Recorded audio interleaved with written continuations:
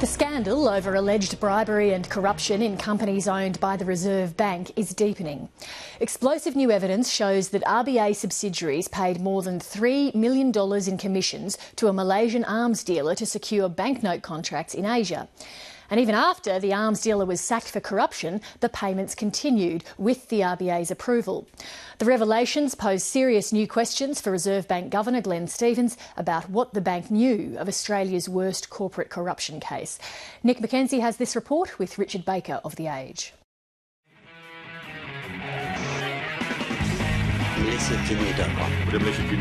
The bribery scandal that is engulfing the Reserve Bank of Australia has reverberated across the globe. Last year in Kuala Lumpur, the former Assistant Governor of Malaysia's central bank was charged with taking bribes in return for handing contracts out to two Reserve Bank subsidiaries, Note Printing Australia and Security. Muhammad Dawood Dol Moin, a former Assistant Governor of Bank Negara Malaysia, was charged today at the Kuala Lumpur Sessions Court for corruption. The Malaysian central bank chief was accused of taking bribes from a middleman, an arms dealer called Abdul Kayum. Kayum was also arrested last year. Businessman Abdul Kayum Sheikh Ahmad has also been charged for giving Dawood the bribe. Abdul Kayum is an arms dealer based out of this office in Kuala Lumpur, where he runs a company called Axivest. The company's former website shows Kayum worked for a Pakistani weapons supplier, Air Weapons Complex, which sells laser-guided bombs. Kayum is one of the many, maybe thousands of middlemen, agents, or whatever you want to call them, who move around in these circles hoping to make a break, make one big killing, and then share their loot with whoever they're fronting for. In 1999, the wholly owned RBA firm Note Printing Australia hired Abdul Kayum to help it win contracts in Malaysia to turn the ringgit from paper to plastic. The 5 ringgit note was the first to go polymer, and the RBA's second plastic banknote company, Security, also put Kayum on their payroll. He would have met someone in the political ladder, and he would have said, listen, I've got some ways you can make money, right? I got this Aussie deal, I've been approached, or whatever it is. And then the other guy would have got into the picture. Leading Malaysian investigative reporter R. Nadeswaran has spent years probing the grubby crossover in Malaysia between business and politics. He says to make deals, Kayum used his connections in the powerful UMNO political party, including his partner, politician turned party operative Abdullah Hasnan Kamaruddin. A lot of these middlemen are small-time players. You see, the big guys do not want their names sullied, or they don't want to be caught with their pants down. So they use people to front for them. The relationship between Abdul Kayum and the Reserve Bank companies has remained a mystery for years.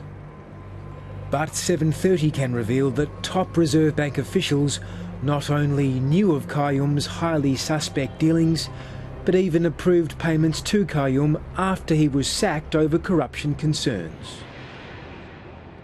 If these revelations are true, I think it really strengthens the call for a full Royal Commission into who knew what when at the highest levels of the Reserve Bank, and it adds to, I think, the growing cloud over the Reserve Bank at the moment and questions of corporate governance that really needs to be lifted. The saga began when Note Printing Australia set up a closely guarded project codenamed Exocet to pay Abdul Kayum up to 20% of the value of the multi-million-dollar contracts it won in Malaysia. Documents produced last month in a Melbourne court case reveal that some inside MPA considered Kayum's commissions to be excessively high. Between 2003 and 2007, Kayum received more than $3 million from NPA. In early 2007, a senior NPA insider, Brian Hood, raised concerns this money may have been used to pay bribes.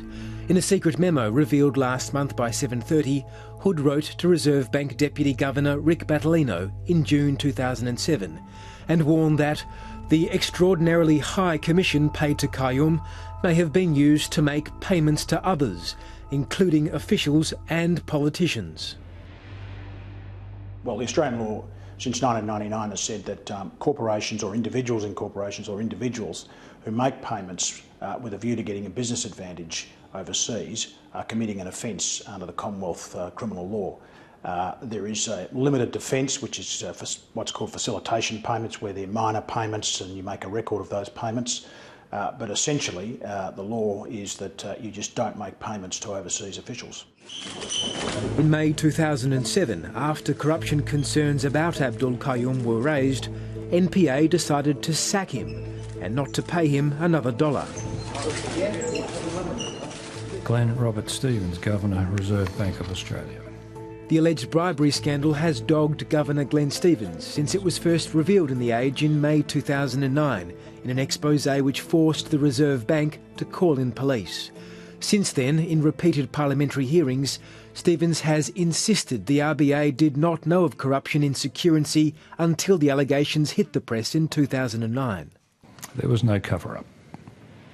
The answers to the questions I gave about security and when I knew, I still believe are correct. And I believe what we've said about MPA is correct.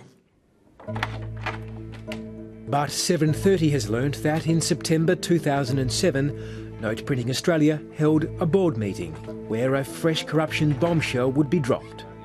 Those around the table included the Reserve Bank's Assistant Governor, Frank Campbell, and the dual NPA and Security Chairman, Graham Thomson, a former Reserve Bank Deputy Governor. The board heard that the RBA subsidiary Security was planning to pay sacked arms dealer Abdul Kayum a secret commission hidden in an inflated banknote contract. The commission was worth $492,000. Well, I mean, a secret commission could constitute a bribe. I mean, if you are paying a person a secret commission and the role that that person has is to facilitate access to politicians so that you get some form of a business advantage, for example, then that could certainly constitute the offence of bribery. 12.5%. Barrister Greg Barnes says the revelation that the supposedly sacked Abdul Kayum was to get more funds as part of a shonky business deal should have shocked the board. Boards need to be very careful that they steer well away from anything that looks like, smells like, or probably is a bribe. And certainly when it comes to making payments to middlemen overseas, it's generally, I think, thought to be bad business practice. One would have thought there wouldn't be many circumstances where you would approve such payments. But 730 can reveal that Assistant RBA Governor Frank Campbell and the other board members were advised by Chairman Graham Thomson that Security would, on the basis of legal advice received, pay the agent Abdul Kayum the amount of commission hidden in the suspect business deal. This was despite the fact that the board had 4 months earlier resolved to sack Kayum over corruption concerns. There needs, though, to be an examination of the governance arrangements of the RBA, because this all happened in circumstances where you had the board of the RBA and underneath it these subsidiaries. So effectively you've got to look at the board's conduct, the subsidiaries' conduct, and find out how it was that these quite huge sums of money were paid to people in circumstances which I think many would say were at least questionable. But Abdul Kayum wanted yet more money from his RBA benefactors. So 2 months later, Kayum got his partner, Malaysian political operative Abdullah Hasnan Kamaruddin, to write directly to the Reserve Bank. His letter to Assistant Governor Frank Campbell included a none-too-subtle reminder of just why it was Kayum and Kamaruddin had been hired by the RBA firms in the first place. Dear Sir, I managed to personally convince my Prime Minister, Finance Minister and the Malaysian Cabinet to accept and adopt polymer banknote technology. After this letter came yet another payment. In 2008, the sacked Abdul Kayum got a further $600,000 from NPA, which was paid yet again with the knowledge of senior serving and former RBA officials. I always maintain, if there are no givers, there will be no takers. So I think the giving was started by the RBA. Subsequently, as questions about the RBA's handling of the scandal continue to mount, Liberal MP Tony Smith is urging the Federal Parliament's House Economics Committee to urgently convene a special hearing to probe the affair. Glenn Stevens indicated a willingness to come before a specially convened, dedicated hearing. Now, this must happen. It would be ridiculous if further questioning was postponed on this. It's a central economic institution for this country. People should have full confidence that it acts according to the highest standards, and I think it's got to the point now where so many questions are being asked that the only way we can clear the air and lift that cloud is through a full inquiry. The Reserve Bank sent 7:30 a statement in response to questions, saying the bank's executives acted in good faith and with integrity. Nick McKenzie reporting there.